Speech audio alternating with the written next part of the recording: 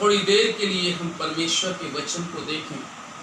पहला कुरिन्थियों 2 अध्याय निकालेंगे आज की शाम के समय प्रभु के वचन को सुनने के लिए कि पौलुस पहला कुरिन्थियों 2 अध्याय और उसके 9वें पद के अंदर में क्या कहता है। पहला कुरिन्थियों 2 अध्याय का 9वां पद लिखा है, परंतु जैसा लिखा है, जो बातें आंख ने नहीं देखी और कान ने नहीं सुनी और जो बातें मनुष्य के चित्त में नहीं चढ़ी, वे ही हैं जो परमेश्वर ने अपने प्रेम रखने वालों के लिए तैयार की हैं। हालेलुया। बहुत गजब की बात पौलुस के द्वारा।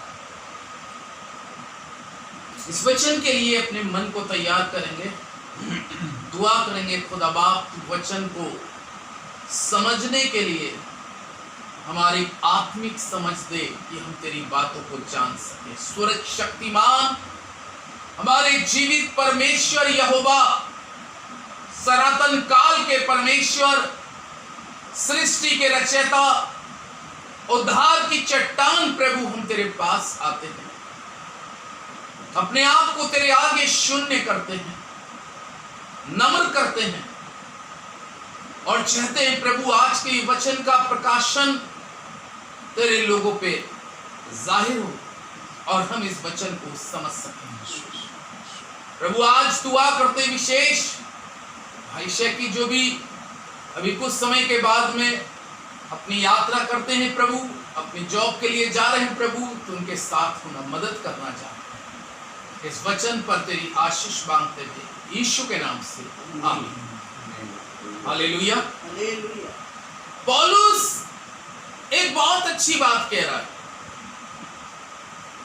पहला कुरिन्थियों 2 अध्याय के 9वें पद में अभी हमने पढ़ा और इस 9वें पद के अंदर में बहुत स्पेशल बात कही। कह रहा है कि जो बातें आंखों ने नहीं देखी, जो चीजें आंखों ने नहीं देखी, फिर दूसरी चीज क्या है, जो बातें कानों ने नहीं सुनी, नंबर 3 जो बातें मनुष्य के चित्त में नहीं चढ़ी, परमेश्वर ने अपने प्रेम करने वालों के लिए वो चीजें क्या की हैं, तैयार की। ये तैयारी है परमेश्वर।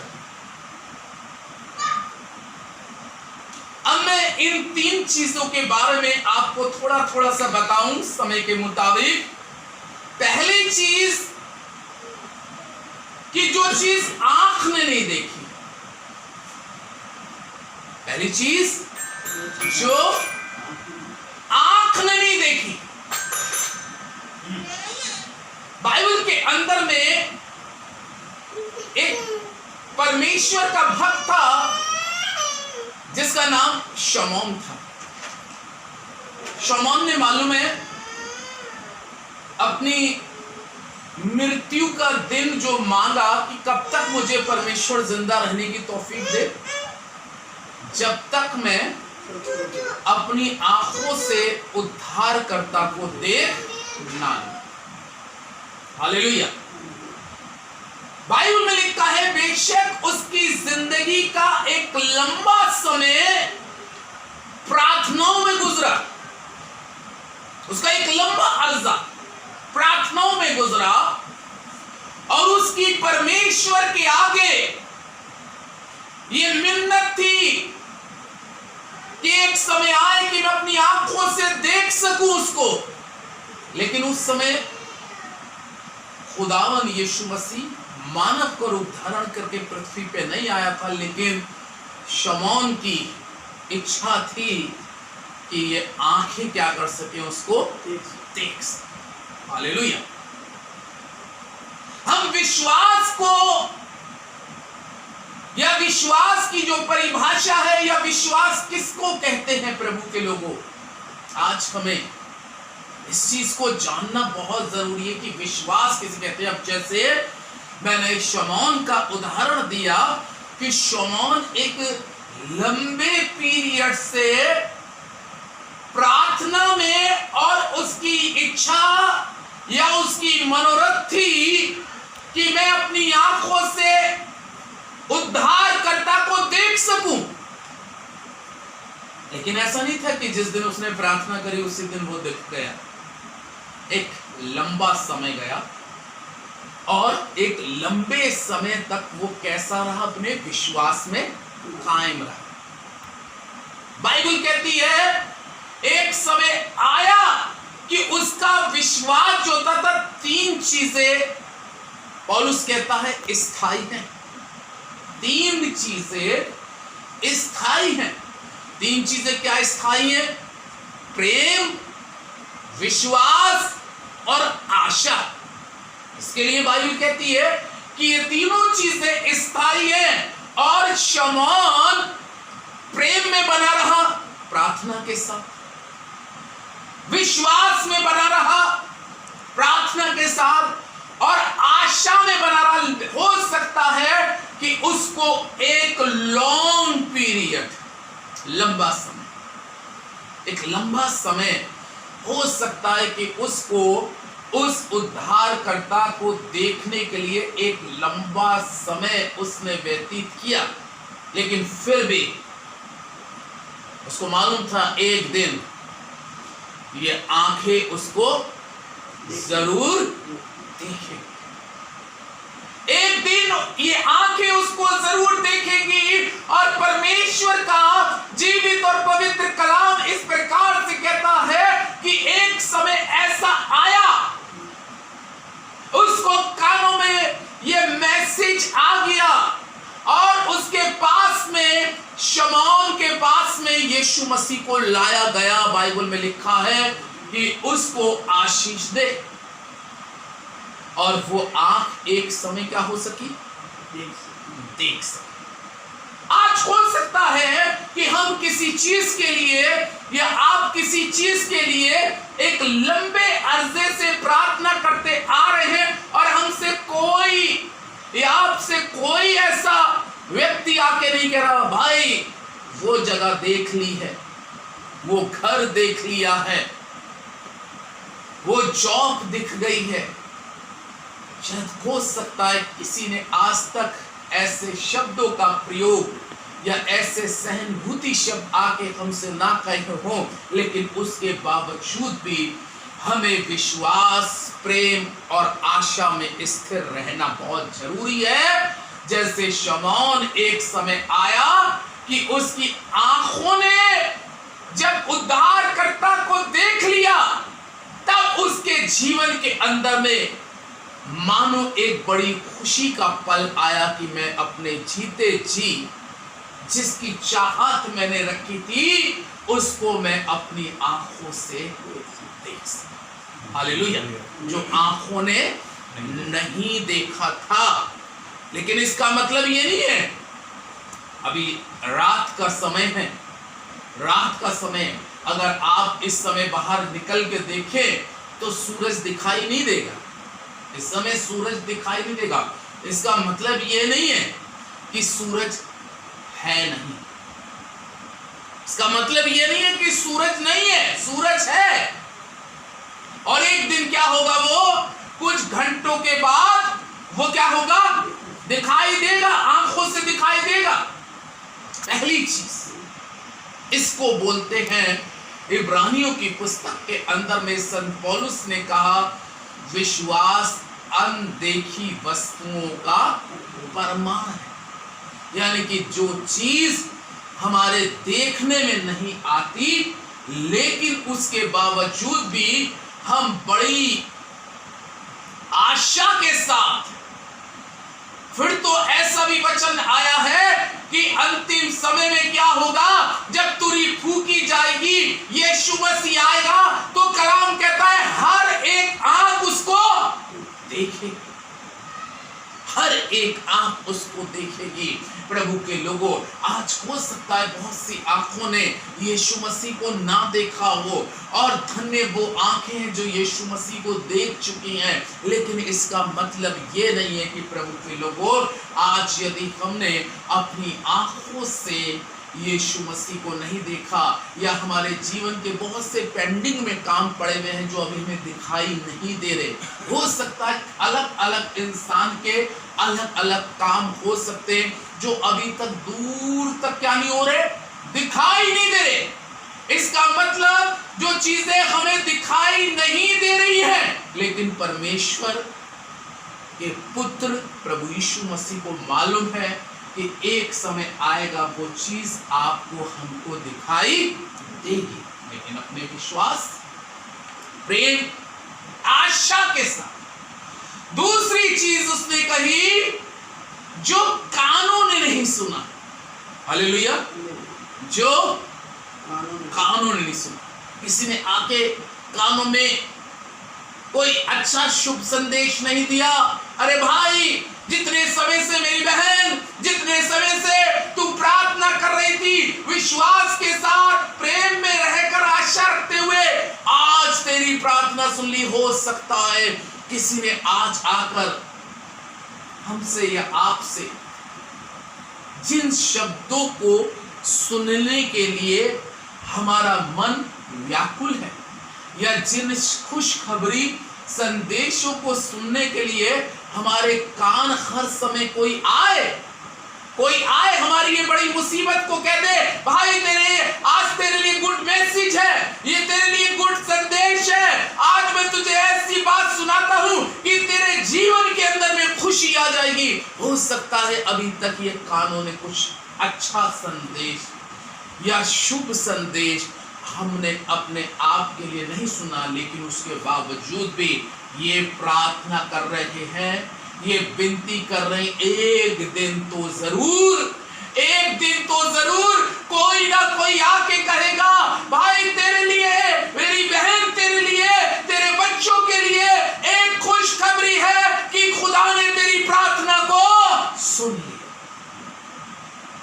जो आंखों ने नहीं देखा, जो कानों ने नहीं सुना।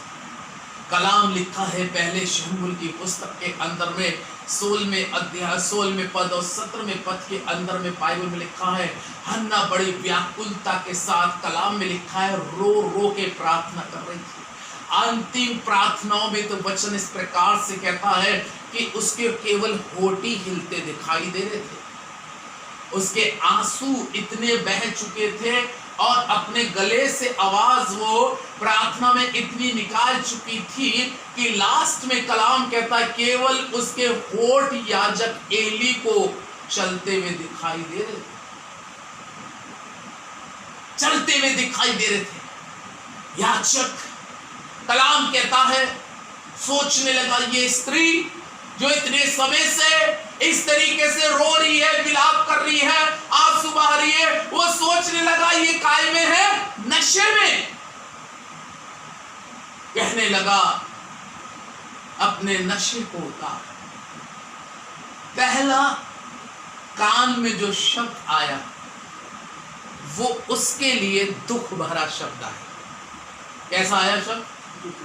क्या आप समझिए, पहला शब्द उसके कान में आया जो एली याजक का आया, वो कह रहा कब तक तू नशे में रहेगी, यानी कि उसकी बातों को परमेश्वर जान रहा था लेकिन याजक भी जान नहीं पाया। तब उसने अपने मुंह को खोला और तब उसने अपने मुंह को खोल के कहा, मैं दुखियारी हूं, मैंने अपने मन की बातें खोल कर यहोवा से कि ये ना मैंने मादीरा पिया, ना मैंने कोई नशीली वस्तु का इस्तेमाल किया, मैं दुखियारी हूँ, मैं बहुत ही पीड़ित हूँ, मैंने बहुत अपमान और तिरस्कार सहा है, मेरे कान बहुत समय से बेताब थे, मेरे कान बहुत समय से बेताब थे कि कोई मेरे लिए खुद या एक अच्छा संदेश दे, कोई अच्छा मैसेज दे, हन्ना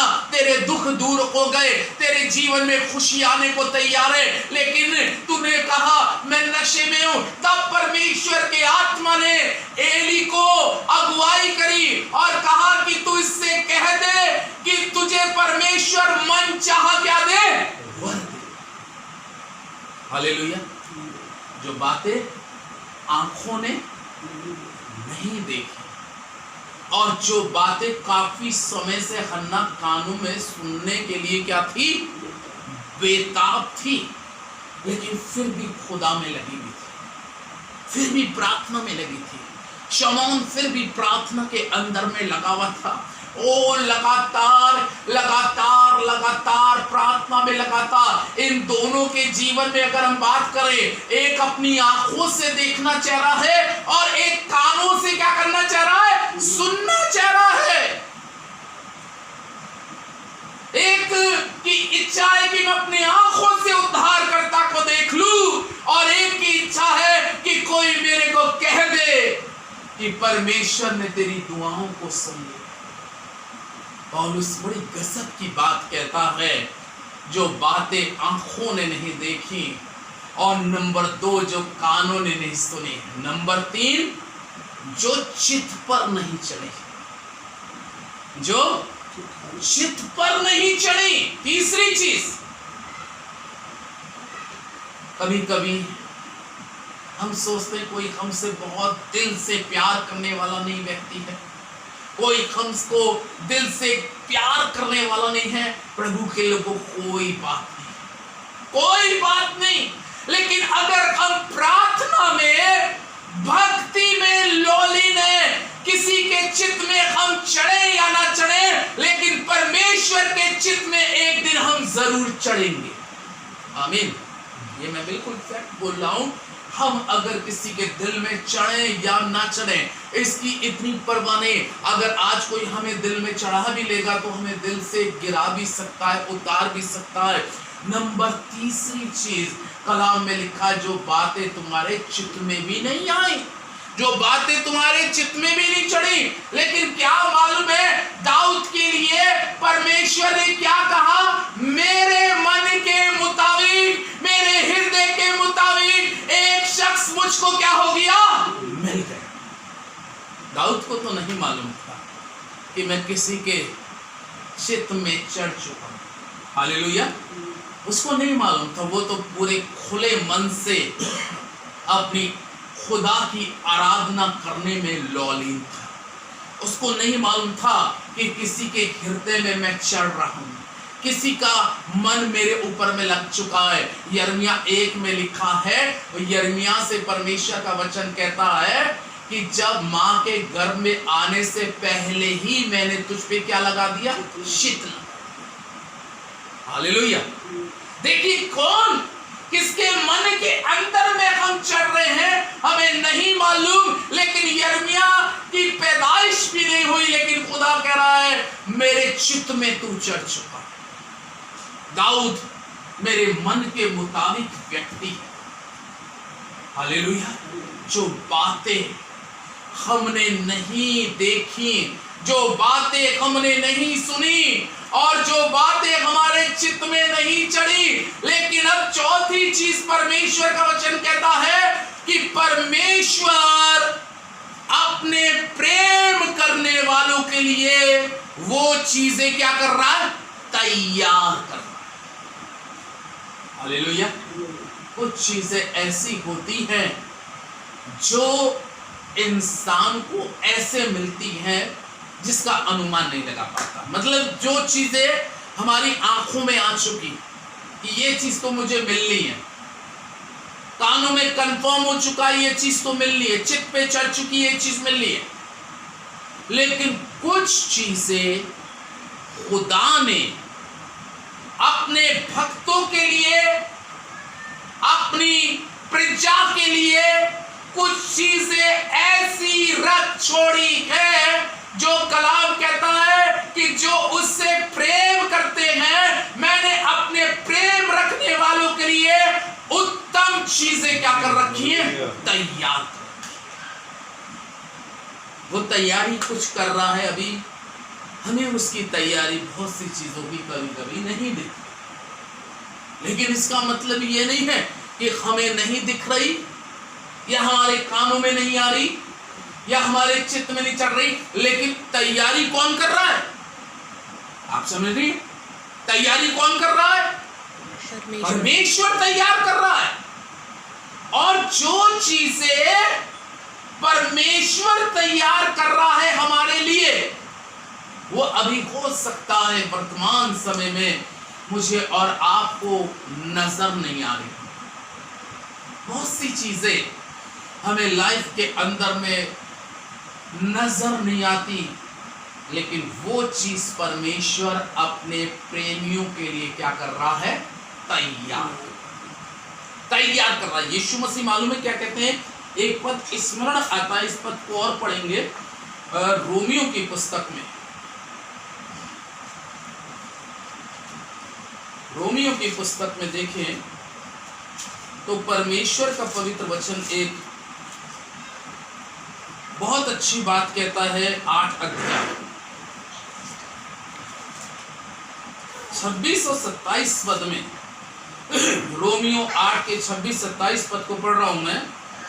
इसी रीति से आत्मा भी हमारी दुर्बलता में सहायता करता है, क्योंकि हम नहीं जानते कि प्रार्थना किस रीति से करना चाहिए, परंतु आत्मा आप ही ऐसी आहें भर भर कर जो बयान से बाहर है हमारे लिए क्या करता है? विनती करता है। और मनों का जांचने वाला जानता है कि आत्मा की मनसा क्या है, क्योंकि वे पवित्र लोगों के लिए परमेश्वर की इच्छा के अनुसार क्या करता है? विनती करता है। हालेलुया। आत्मा आहें भर भर कर अपने लोगों के लिए आत्मा परमेश्वर से विनती करता है, और मनों को जांचने वाला जानता है कि इस शख्स की क्या मनसा है, इच्छा क्या है। जो हमारे चित्त में नहीं चढ़ा, जो हमारे आंखों में नहीं आया, जो कानों में नहीं आया, जो चित्त में नहीं चढ़ा, लेकिन आत्मा उन सारी मनसाओं को क्या करता है? जानता है। और वो आत्मा क्या करता है? तैयार करता है। हालेलुया। वो आत्मा तैयार करता है। जैसे नबी एलिया राजा की पुस्तक में लिखा है, इजेबेल से अपनी जान बचाकर भाग के जा रहा था, और कलाम कहता है खुदा से कहने लगा, थक गया था, चूर हो गया, और कहने लगा तेरे नबियों को इसने सारे नबियों को मार दिया है, मैं अकेला बच के आया हूं, और तू मुझे भी खुदा ले ले, इससे अच्छा। उसने कहा नहीं, मैंने इज़राइल में 7,000 लोगों को ऐसा तैयार कर रखा है। आमीन। ये तैयारी तुझे नहीं दिख रही। आमीन। देखिए बड़ी गजब की बात खुदा उससे कहता है, एलिया नहीं, मैंने 7,000 को तैयार कर रखा है। ऐसी तैयारी दी है कि उन्होंने बाल के आगे घुटने नहीं टेके, और ऐसा कह के एलिया लेट गया, नींद आ गई।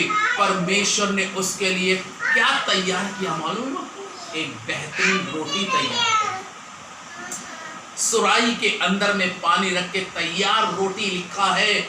उसकी आंख खुली, तो आंख खुलने के बाद में परमेश्वर का वचन कहता है, परमेश्वर ने उससे कहा, एलिया ये रोटी खा और पानी पी, क्योंकि तुझे अभी बहुत लंबी सेवा करनी है। तैयार हो जा, क्योंकि मैं तुझे तैयार कर रहा हूं। परमेश्वर अपने लोगों को कब किसको तैयार कर रहा है, किसको खड़ा कर रहा है, ये परमेश्वर जानता है प्रभु के लोगों। और वचन में लिखा, जो उसने हमारे लिए तैयार किया है वो एग्जैक्टली उस समय अपने लोगों को मुहैया करा देगा। हमें नहीं मालूम, आपको नहीं मालूम कि हमारी क्या जरूरत है, आपकी क्या जरूरत है, भाई की क्या जरूरत है, लेकिन अगर हम उसके प्रेमी हैं तो वो हमारे लिए वो चीजें तैयार कर रहा है, और वक्त पर, समय पर वो चीजें प्रदान करेगा। खुदा अपने वचन पर आशीष दे। आमीन।